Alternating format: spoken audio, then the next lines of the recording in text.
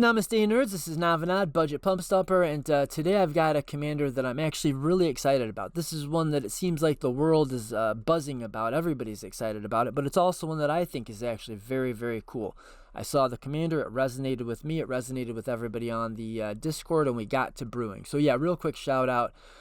We have Egu and Hardnuts and Noble and all of the guys on the Stomping Ground Discord. Ryan and Nacho helped me brew this deck over the last few days. So this is our $100, sub $100 budget competitive commander deck. Now this is a, let's talk about the commander. First of all, this is, if you haven't seen it, this is the Scarab Fist Hashaton, the one and only Hashaton. Scarab's Fist. It is a black-white commander, but it has the color identities of black, white, and blue because it has a triggered ability. Whenever you discard a creature card, you may pay 3 mana, one has to be blue. If you do, create a tap token that is a copy of that card, except it's a 4/4 black zombie. So if that sounds broken to you, you're absolutely correct. That is broken. That means that if you have a Jin-Gitaxias Core Augur in your hand, and you have any way to discard it, and there's actually good cards to play that are discard outlets, that are like legitimately decent cards. I don't know if I took Baral out, but Baral's pretty good. Yeah, I think that didn't make the cuts. But Psychic Frog is super good. So just for instance, if you have a Psychic Frog in play, and this, it says whenever you hit somebody with it, you draw a card. But more importantly in this deck, I mean, that is important, but more important, discard a card. There's no cost for this, just for free. You can discard a card to put a +1/+1 counter on Psychic Frog. What was that? That must have been the Discord. I should probably close this. Always something, always something. So we've got a Jin-Gitaxias in our hand. We've got a Psychic Frog in play. We can, for no mana, discard the Jin-Gitaxias. When we do that, we can pay 3 mana with our commander to make a 4/4 copy of Jin-Gitaxias. Jin-Gitaxias says at the beginning of your end step, draw 7 cards. So we're only paying 3 mana for this. And each opponent's maximum hand size is reduced by 7. And it's still a 4/4. It's only a 5/4 if you cast it for 10 mana. So obviously there's some ways to do some busted things with this commander. But that's the least of it. I mean, we are playing a lot of like big, splashy Timmy creatures, and that's not the only way to play this deck. In fact, I thought of a lot of ways to play this deck. First, I was really stuck on trying to find the perfect Hoarding Broodlord line. It was close. I was close. There's the old kind of standby of just using Hoarding Broodlord to find Saw in Half. You saw in half the Hoarding Broodlord, you make 2 copies, one finds Sacrifice, one finds Peer into the Abyss. You convoke cast the Sacrifice at 8 black mana, convoke cast the Peer into the Abyss, and literally draw half your deck and still have 2 black mana floating. That is not what we decided to do with this deck, although it's definitely a thing you can do. There's lots of things you can do. But what I wanted to do is have like all of these really cool Timmy big stompy threats, like this 7/6 flying monster here that tutors, get Jin-Gitaxias, Nezahal. I mean, some really nasty threats. Tivit, Volatile Stormdrake can get a little bit obscene. I wanted to do those big things, but at the same time, I wanted to have clean and consistent combo wins. And normally, when I make my videos, that's what I talk about first, is I just talk about the win line. But there really isn't a win line. This is going to be a little bit hard to describe this deck, I think. So another thing, I just want to talk about some of the things that you can do with the deck that I opted not to do. You could put a Time Sieve in the deck. Even in budget, there's lots of ways to tutor Time Sieve. I've got it in my considering board. And really, if you decide to take a crack at this deck, take a look at the considering board. All of these cards are absolutely justifiable includes, and you could even argue that they should be in the deck. But you can only play 100 cards, right? Time Sieve says sacrifice 5 artifacts, take an extra turn after this one. It combos with Tivit. The problem usually is that Tivit costs 6 mana. But in this deck, if you have a discard outlet, and there are many, then you can cast Tivit you can put a 4/4 Tivit into play for 3 mana. and Tivit plus time sieve equals GG's. Now we only put $94.45 into the deck. I don't know how much this commander is going to be. I doubt it's going to be more than $5, although who knows. It's a commander pre-con card, so probably it'll stay under that. So we've got a little bit of leeway. But I decided to, how do I want to put this? I decided to do my usual kind of layered craziness. We're doing, we're going to be discarding creatures, and that's another interesting thing about the deck and the commander, is that even when you discard a creature, so if we discard Jin Kataxis and we make a copy of it, the Jin Kataxis is not exiled. It's still right there in the graveyard, so that we can use a Animate Dead and put this one in play too. Just for example. Well, I guess that's a legendary creature. Bad example. That was a bad example. But there are examples that are not bad examples. So we want to do Animate Dead stuff anyway, because we're using creatures like Psychic Frog and Putrid Imp, and we're using Tortured Existence, discard outlets. We're using Rona, this thing. Rona, we're discarding things. It's part of it's like a main part of our strategy, so we might as well have a reanimation package. And we want to put big chunky Nezahals into play with our commander's ability. So again, we might as well do Animate Dead stuff. And we want to discard things, and Scourge Familiar, if you get it into play, when it's on the battlefield, is one of the best discard outlets you could use, because you actually get a black mana every time you discard a card. You don't have to pay anything to discard the card. You don't have to tap it. You can do it at instant speed. So this is like a really good card for the deck, because we want these discard outlets to begin with. But it also happens to combo nicely with some other cards that... So it just all kind of is all intertwined, like my usual thing. So let's talk about this Scourge Familiar thing, because if you've not heard of or seen this line before, this is going to be a little bit complicated maybe. But let's just say the most basic A plus B in-game situation would be you have Buried Alive and you have Animate Dead. And that could be Buried Alive with Necromancy. It could be any of a bunch of transmute cards. We've got Dimir Infiltrator. I mean, Dimir has, like, Black-Blue has the best suite of tutors available, in my opinion, for budget competitive play. But anyway, we've got, we've got Dimir Infiltrator, and then we've got Drift of Phantasms. We can transmute the Drift of Phantasms into Buried Alive. We transmute the Dimir Infiltrator into Animate Dead. We cast our Buried Alive. Buried Alive says we can search our library for 3 creature cards and put them into the graveyard, up to 3, and then shuffle. So the 3 that we're going to put in the graveyard are going to be Asmodius the Archfiend. We'll come back to him in a moment. Scourge Familiar, and Necrotic Ooze. Okay, Asmodius says if you would draw a card, you exile the top card of your library face down instead. This should bring up vibes of Necropotence. Then it has another ability, an activated ability, that's black, black, black, draw 7 cards. Then it has yet another activated ability, pay a black, return all cards exiled with Asmodius to their owner's hand, and you lose that much life. So this is meant to be a 6 mana thing that takes a tremendous amount of effort to actually make it really functional and good.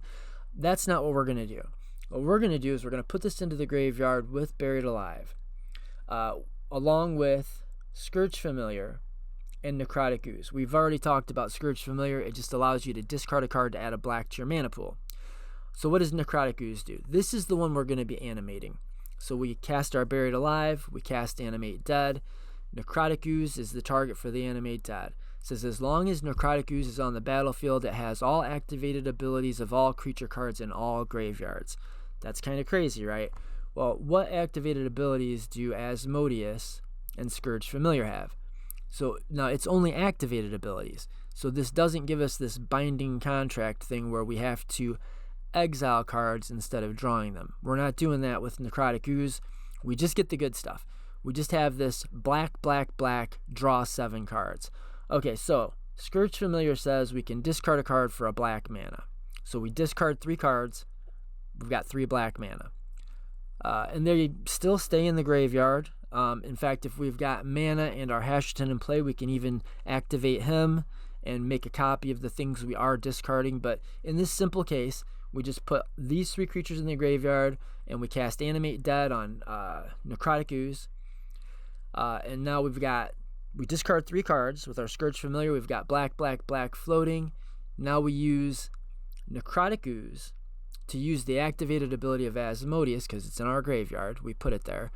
And we pay that black, black, black to draw 7 cards. So now we draw 7 cards. We discard 3 of those cards to add 3 black mana to our mana pool.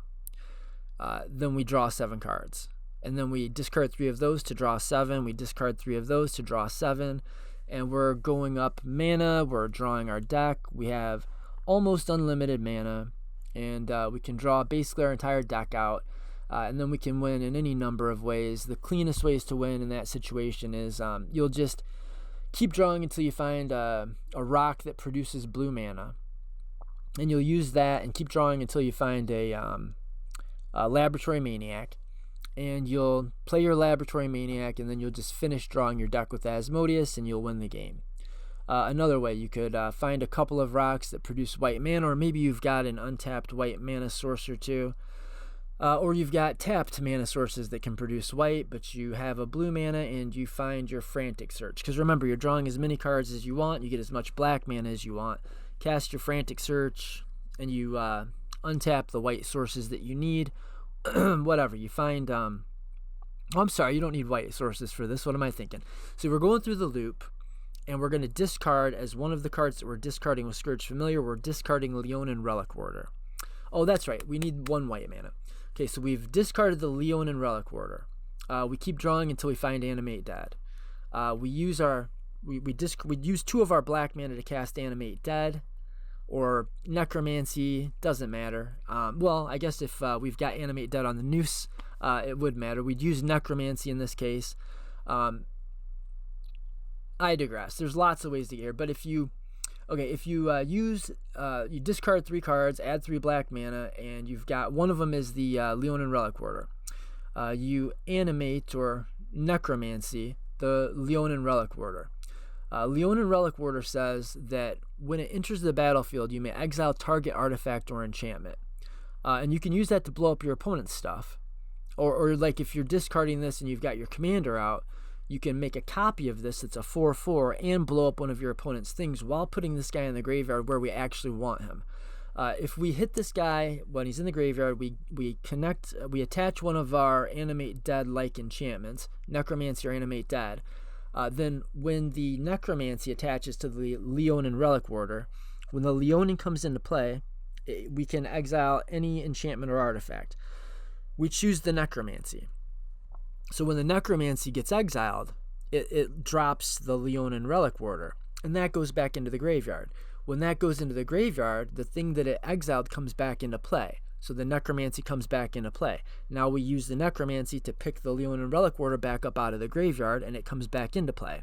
And then we use it to exile the Necromancy, and then it goes back into the graveyard, and then the Necromancy comes in. So we're doing this over and over, and we just have to have Corpse Knight. Any way to pay off an ETB or an LTB will do the job here. We're going through this Asmodius line, so remember we're using Necrotic Ooze to get access to all of the activated abilities in all of our graveyards. We have Scourge Familiar that we put in the graveyard, either with Buried Alive or we just discard it with Psychic Frog or Putrid Imp or whatever. But we've got Scourge Familiar in the graveyard. We've got Asmodius the Archfiend in the graveyard. And even, hell, if we just discard those 2 cards and then we cast Necrotic Ooze, that's just as good. Necrotic Ooze's ability allows us to use the abilities of the creatures that are in all graveyards. So we're discarding cards to draw cards. Discard 3, draw 7. Discard 3, draw 7. Discard 3, draw 7. Keep going until we find Leonin Relic Warder, discard it. We find Corpse Knight and a way to make a white mana. We play the Corpse Knight, and then we find Necromancy or Animate Dead. And we animate the Leonin Relic Warder, which causes the Animate Dead to exile, which kills the Leonin Relic Warder over and over and over. This just keeps happening, and you burn the entire table out with Corpse Knight, which says whenever another creature enters the battlefield under your control, each opponent loses 1 life. So that's how you make everybody dead with the Leonin Relic Warder, Corpse Knight situation. Now, Corpse Knight's a bad card. we don't really want to play Corpse Knight, but it does layer in with the deck. So where's another place we can use? This will be a nice little segue. How else do we use Corpse Knight to win the game? We can use Corpse Knight to do the line that we have called, we decided to call this in Discord the Tortured Drake line. So we've got one of our mini discard outlets, Tortured Existence. This costs 1 black mana. You can put this out on turn 1. And then it has an activation cost of 1 black. It says choose and discard a creature card. Return target creature card from your graveyard to your hand. Okay, so we can use this. I mean, there's tons of stuff we can do with this in the deck, but maybe the coolest line is going to involve Peregrine Drake. Peregrine, the Drake. And this is why it's called Tortured Drake. In fact, the deck could be called Tortured Drakes, because that little combo is also really nice with Volatile Storm Drake, but we'll get to that maybe, if there's time. So let's say we've got 4 or 5 mana in play, 4 or 5 lands in play. And this deck is meant to be a late game, like control, stacksy kind of a deck. Value, it's tons of value, tons of control, a little bit of stacksy stuff. But Peregrine Drake says for 5 mana, it's a 2/3 flying. And it says when it enters the battlefield, untap up to 5 lands. Now you'll have to make sure you have 4 or 5 lands, at least 4 lands in play to do this combo. If you've got Corpse Knight in play, and you have Tortured Existence in play, and you've got Peregrine Drake in your hand, then you can pay 1 black mana. So you're going to tap one of your, let's say, 5 lands. You're going to tap one of your lands to discard Peregrine Drake. When you discard the Drake, you're going to pay 3 mana using 3 more lands, activating your Hashaton Scarab's Fist ability to make a 4/4 copy of Peregrine Drake. Okay, so now what does that token do? What does that copy do? Well, it does the same thing that this Drake would do. It ETBs, and it untaps 5 lands, up to 5 lands. So you untap all your lands. Now, as you're going through this loop, the way this is going to work is you're untapping the lands to activate your commander. When you activate your commander, it puts the creature token into play, which untaps all of your lands. Now you can pay, well, and you're resolving this Tortured Existence. You have to do the whole thing. So you choose and discard a creature card, that's the Drake. Then you return target creature card from your graveyard to your hand, which will, surprise, also be the Drake. So you discard the Drake to pick up the Drake. You're going to discard the Drake and pick up the Drake. You're just going to do that infinitely, but every time you do that, you're paying 3 mana to put a token of the Drake, token copy of the Drake into play, which is going to untap up to 5 lands. And you only need 1 black mana for the Tortured Existence activation, and you need 1 blue and 2 colorless to activate your commander, and this is going to go infinite, where you're going to make an infinite army of, unfortunately, tapped and summoning sick Drakes. But if you've got Corpse Knight in play, you're going to burn out the table while you're in the process of this. So, well, I feel like that was a complicated line to explain. That was even harder than the Asmodius line. So, summary. If you have Peregrine Drake in your hand, and you have got Tortured Existence on the battlefield with your commander, you can pay a total of 4 mana, 1 black, 1 blue, and 2 colorless. Check the time here. So it costs a total of 4 mana to do the Tortured Existence and activate our commander. And when we do that, we are discarding a card, which is going to be the Drake, and we're returning a creature card from our graveyard to our hand, which is going to be the Drake. And each time we pay the 3 mana for the commander, we're making a copy, which is a copy of the Drake that we are discarding. Now you're doing that all, you can do that all on main phase and kill everybody with Corpse Knight, or another way to play this combo would be you can wait until the end step right before your untap, and then you can do the Tortured Drake combo and make an infinite army of tapped 4/4 Drake tokens. Then when you untap, you can just murder everybody with your flying 4/4s. And this is a little bit ridiculous, isn't it? It's a little complicated. So another just kind of A+B win con that we've included in the deck is Divining Witch with Laboratory Maniac. One neat thing about the Divining Witch with the Lab Maniac is you can actually use the Divining Witch to find the Laboratory Maniac, so that kind of turns this into a one-card win condition in a way. Now, most of the time, the way we're going to play this in-game is we're going to, in-step, right before we untap, we are going to use our whatever, Putrid Imp, to discard Divining Witch. When we discard the Divining Witch, we're going to pay 3 mana to make a copy of it that is a 4/4 black zombie and it's tapped. Then when we go to our turn, we're going to untap. One of the problems with Divining Witch normally is that it's a 1/1. It's very easy to kill. Another real big problem is with it most of the time is it has Summoning Sickness. So you've got to put it into play, and then you've got to protect it or just hope for the best while it goes all the way around the table and they can see you're about to win the game and they don't kill your dude. But here, we're going to do this right before we untap, and our dude's going to be a 4/4. So when it gets to our turn, it's not going to have Summoning Sickness anymore. So we can use the Hashaton's, we can use hashes. I like calling them hash. This is, in fact, the name of the deck, Hundo Hash. So we're going to use the hash ability on instep so that we can use it to break timing restrictions on casting creatures in a way. So that it's almost like it gives our creatures pseudo haste.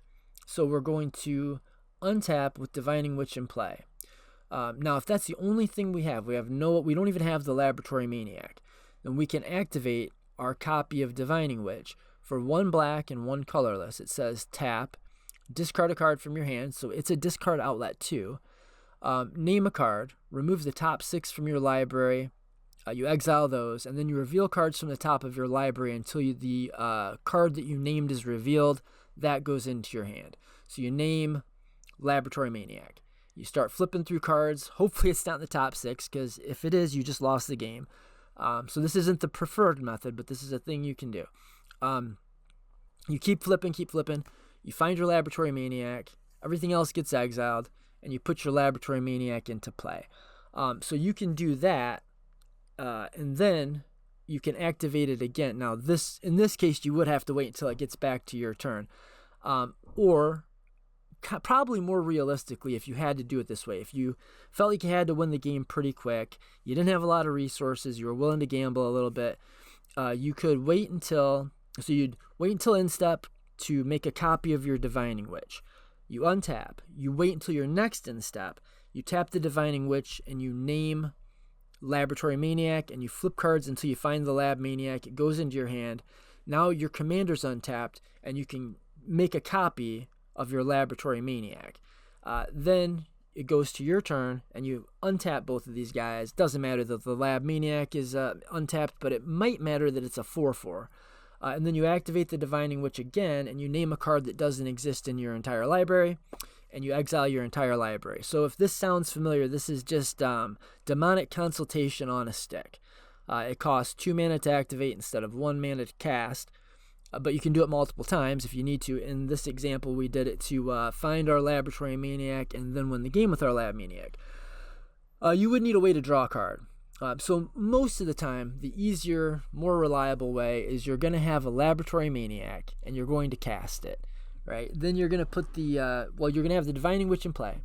It's going to not have Summoning Sickness. You're going to cast your Lab Maniac. You're going to activate your Divining Witch. You're going to use that to exile your library. And Laboratory Maniac says if you would draw a card while your library has no cards in it, you win the game instead. So, I don't know, maybe attack with Psychic Frog, draw a card, or tap your Rona, draw a card. You do have to have a way to draw a card to win the game, which sometimes is just going to be use the commander's ability to cheat timing restrictions, to put Laboratory Maniac into play at the end of turn, so that you just go to draw a card on your draw phase. There are no cards, you win the game. But, there's other ways to do it. And some of the cards you could include in the deck would be, if you really wanted to lean into that part, like that combo, maybe you would play cards like Consider Opt, maybe Gitaxian Probe. What else? God, I know there's just a lot going on here. Those are probably the main wins. We talked about the Asmodius line. We talked about the Leonin Relic Warder, which is also called Schrodinger's Cat. Now, something I did not include, but almost included, was Tivit Time Sieve. I don't know if I already talked about this. So Tivit, when it ETBs, Tivit's amazing. One of the problems with Tivit is it costs so much mana. Tivit is an A plus B combo with Time Sieve, but Tivit costs 6 mana. Time Sieve costs 2 mana. Even on a budget, Time Sieve being 2 mana is not that difficult to tutor, especially in Dimir where we have all the transmute cards. So we could definitely choose to include Time Sieve in this deck, and then you'd have another A plus B, and it doesn't cost all that much mana. Because basically you could use, I don't know, Psychic Frog to discard a card. That card's going to be Tivit. When you're discarding Tivit, you would use your Hashaton's ability to make a 4/4 tapped copy of Tivit, but you still get the ETB. When Tivit ETBs, or when a copy of Tivit ETBs, it says Council's Dilemma. Whenever Tivit enters the battlefield or deals combat damage to a player starting with you, each player votes for evidence or bribery. For each evidence vote, investigate. For each bribery vote, create a treasure token. And then it has this other ability, while voting, you may choose an additional time. All this really means is that each player, all of your opponents, choose to give you either a clue token or a treasure. And you get to choose either a clue token or a treasure twice. So that's going to put a total of 5 pieces of material, 5 artifacts in play. It's going to do that on ETB and every time you attack. Time Sieve says, tap and sacrifice 5 artifacts. Take an extra turn after this one. So it wouldn't be too hard to squeeze this in. If we know that especially if we knew what the commander cost, this would be a pretty easy thing to switch in. And honestly, this was one of the last and most difficult decisions I made when I was building this deck, was whether or not to include this combo. I elected against it, probably for budget reasons there at the end, but you could definitely play it, and I think Tivit's worth playing either way. It's a really good little value engine, or big value engine, but if you have Tivit and you play Time Sieve, every time the Tivit ETBs or you attack with it, you can sacrifice those 5 pieces of artifact material that it made to take another turn, which is going to allow you to attack again, which is going to create 5 more artifact tokens, and you're in an infinite turns loop. Now, there's some little caveats. Sometimes things can get a little bit weird, because technically you have to actually hit somebody with your Tivit in order to get the 5 artifacts. But it's often going to be the biggest thing in play. If you bin this with your, I don't know, Rona, you put it into the graveyard, and then you animate it, and it's going to be a 5/6 flyer. That's going to probably be the biggest thing in play. It's got evasion. It's got ward. Or even if you just have the 4/4 version of it, first of all, it only costs you 3 mana to make the token, and then it refunds itself. You're going to get at least 2 treasure tokens, sometimes more. So it's going to be a nice little value engine. But if you have the Time Sieve, you can also just go infinite turns with it, as long as you can hit somebody. So like maybe sometimes you're only going to have 1 opponent left and the other 2 guys are dead. That becomes a problem. Now you're not going to get enough material to take infinite turns. But most of the time, this is going to give you 5 pieces of material every turn, which is enough if you chose to use Time Sieve to take infinite turns. What else? I should stop talking about things we didn't do and maybe talk more about the things we did do. I want to talk about the tutor package. It's going to be hard to find all the tutors. Okay, so in the 2-drop slot, there's a lot of important pieces. So if we're just trying to do an A plus B combo of Buried Alive, Animate Dead, we need to find exactly a 2-drop and a 3-drop, right? If we're going to try to do the A plus B combo of Divining Witch, Laboratory Maniac, we're going to need to find exactly a 2-drop and a 3-drop. So that's where we concentrated most of the transmute tutors. I did include 1 transmute option for 4 mana because we've got some lines we can do with Whispering Madness and Notion Thief. So there's a instant, right here. You might occasionally cast this. It's a bounce spell for 4 mana, and the controller of the permanent that you bounce loses 3 life. Most of the time, this is just a transmute card for 1 black, 1 blue, and 1 colorless. You're going to get any card with CMC 4 and put it in your hand. So that's going to find you your Necrotic Ooze probably most of the time.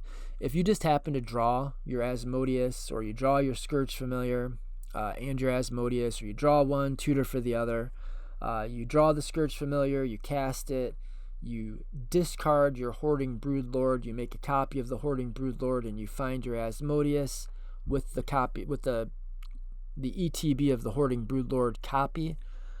Then you're going to use the Scourge Familiar to discard the Asmodius, and then you're going to transmute and find your Necrotic Ooze, and you're going to cast your Necrotic Ooze and win the game with the very first line that we already talked about. Or the other targets for the 4 mana transmute, Notion Thief, Whispering Madness, those are going to be the big ones, because if you have Whispering Madness, you're going to want to find the Notion Thief. And if you have Notion Thief, you're probably going to want to find the Whispering Madness. There's also 3 mana transmute cards in here. If you have Notion Thief, you can use a 3 mana transmute to find Windfall, which will work just like Whispering Madness. Whispering Madness and Windfall both say each player discards their hand and then draws cards equal to the person that had the most cards. So if one player discards 7 cards, everybody draws 7 cards.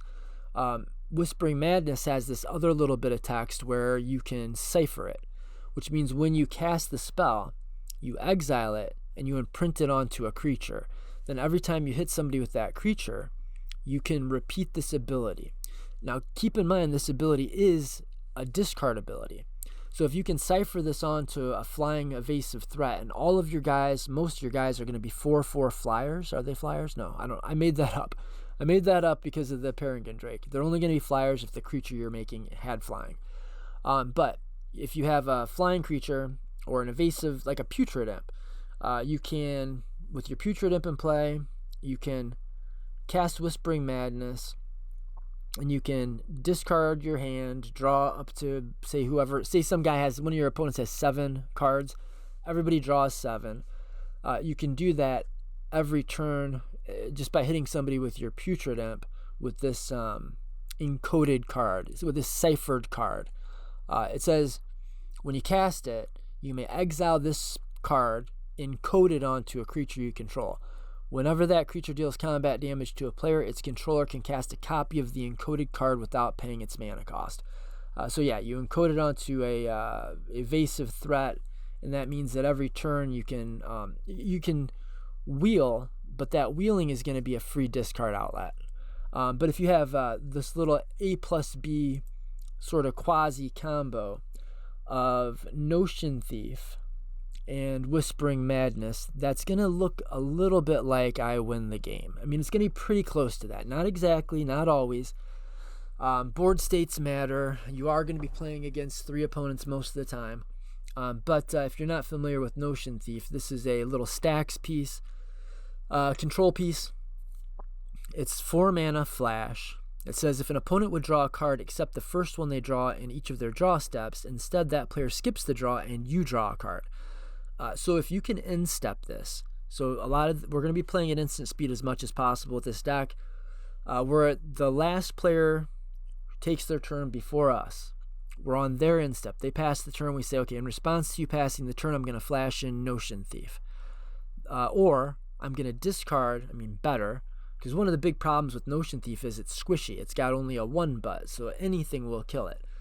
But if you've got your Putrid Imp or Scourge Familiar or Ronus or Psychic Frog or Tortured Existence in play, then you can discard the Notion Thief and use your commander's ability to make a token copy of the Notion Thief, but it's not squishy anymore. Now it's a 4/4. So, in step, whether you're flashing it in or you're cheating while you're copying it with Hashaton, either way, with your Notion Thief or copy of Notion Thief in play, if you cast Windfall or Whispering Madness, each player discards their hand and then draws cards equal to the greatest number of cards a player discarded. So one guy discards, say, 7 cards. With Notion Thief or your copy of Notion Thief, your opponents they still have to discard their hands, but now they don't get to draw those cards. So they all have 0 cards in hand. They're hellbent. And you get to draw all of the cards that they were supposed to draw but didn't. So let's just keep the math easy. One player's got 5. The guy that has the most cards in hand has 5 cards in hand. He discards all 5 of his cards. Everybody's supposed to draw 5, but instead you draw your 5 and his 5 and his 5 and his 5. So you're going to end up with a handful of 20 cards. Everybody else is hellbent.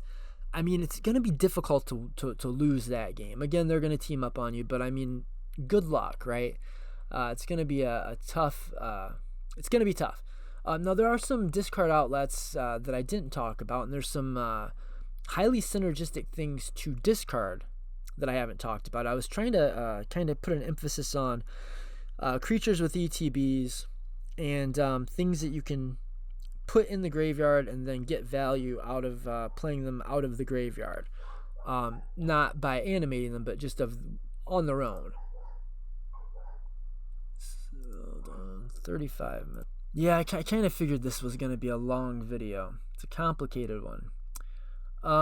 Yeah, so anyway, I wanted to put an emphasis on things that you can get value from after you've discarded it. Priest of Felrites, for instance. If you have one of your discard outlets in play and you discard Priest of Felrites, you make a copy of it. This 4/4 copy of Priest of Felrites is going to have the ability tap, pay 3 life, sacrifice it, return target creature card from your graveyard to the battlefield. Pretty badass, right? So if you are able to discard this thing and make a copy that is, well, a token that's a copy of it, then for no mana on your next turn, you're going to be able to, well, and you can do this, you can, again, use your commander and a discard outlet to break timing restrictions. So we've got Psychic Frog out, in step before we untap. We're going to discard Priest of Felrites. That's going to, and then we're going to activate our triggered ability on Hash. We're going to make a 4/4 copy of Priest of Felrites. Then we're going to go to our turn and untap, and then whatever other big nasty things we've got in the graveyard, like a Nezahal, if that's in the graveyard, then we can tap and pay 3 life and sacrifice our copy Priest of Felrites, and we can animate the Nezahal, or the Jin Cataxius, or the Tivit, so on. Or the Hoarding Broodlord, and then find whichever thing we really want, because we also now have one other, like I was going to say a copy of, but we have the actual original Priest of Felrites still in the graveyard, and it has Unearth. So even though we've already discarded this, we can pay 5 mana to unearth it, and that means that it comes back into play. It has haste, so you can immediately tap and pay 3 life, sacrifice it, and get another activation off of it. So hopefully you can see, like, if this deck gets up and going, it's absolutely brutal. I mean, if you get to like turn 5 with this thing, I don't know how. It's going to be pretty hard to lose games that, well, when you're able to turn the corner, and there's tons of ways to turn the corner, man. If you get Notion Thief as a 4/4 token into play, and you cast a Windfall, you have turned the corner.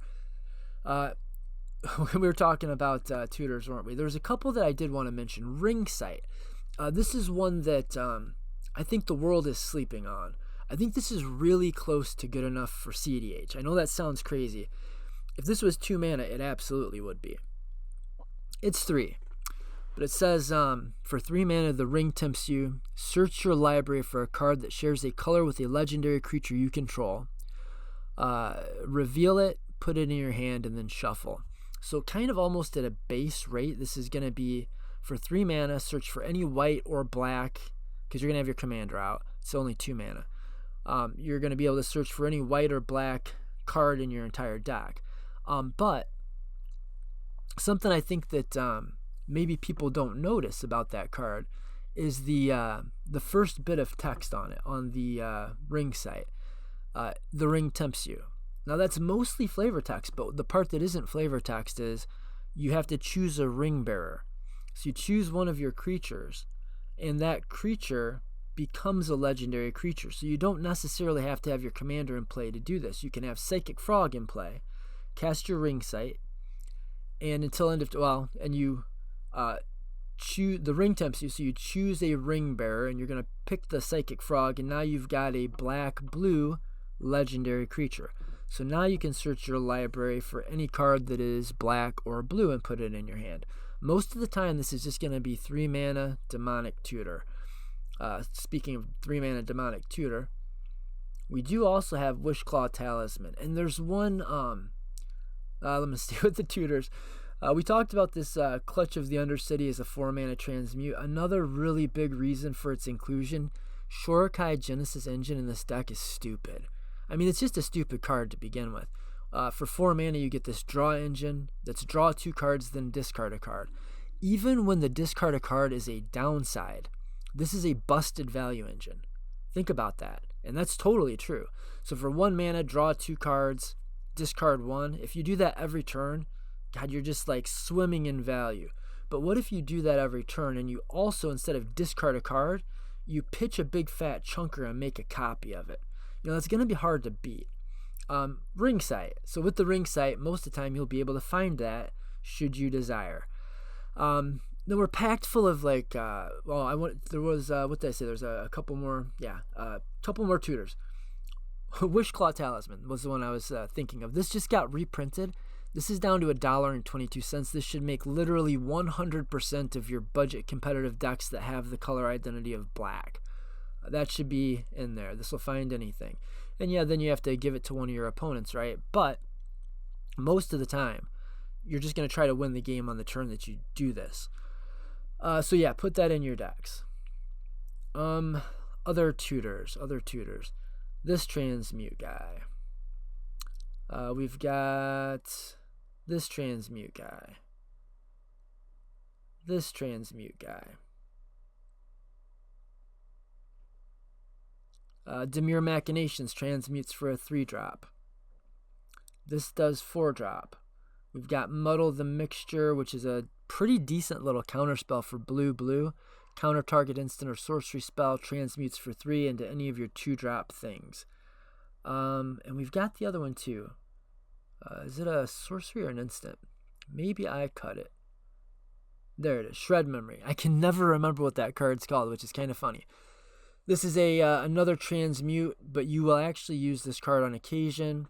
It's black and a colorless instant. Remove up to 4 target cards in a single graveyard from the game. Most of the time, though, you're going to just pay your 3 mana and get your Animate Dead or whatever it is that you want that's at 2 mana.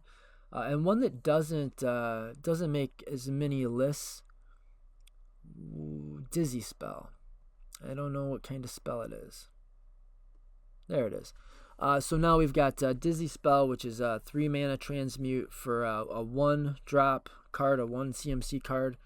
I'd say most of the time, probably what you're going to be going after is Tortured Existence, although it could definitely, I hate to say it, I hate to admit it, but it could definitely be Putrid Imp. You could do this. This doesn't cost mana. It doesn't have the same combo potential. It doesn't allow you to keep reusing the same thing over and over. Like a lot of these things have ETBs and sometimes big ETBs like Tutor. So with Volatile Stormdrake, for instance. Now, this is neat. So Volatile Stormdrake, generally, when you cast it, you give it to an opponent and you take their thing. It's like a Gilded Drake. It's got pros and cons compared to Gilded Drake, but it's very similar to Gilded Drake. So for 2 mana, you're going to like yoink somebody's commander and give them this worthless 3/2 flyer. But in this deck, it's better than that. In this deck, what we're going to do is we're going to use our transmute for 1 CMC Dizzy spell to find Tortured Existence. We're going to cast our Tortured Existence. We're going to pay 1 black and activate our commander's triggered ability. I actually think that's right. And we're going to discard the Gilded Drake, the Volatile Stormdrake. And so that's going to go into our graveyard.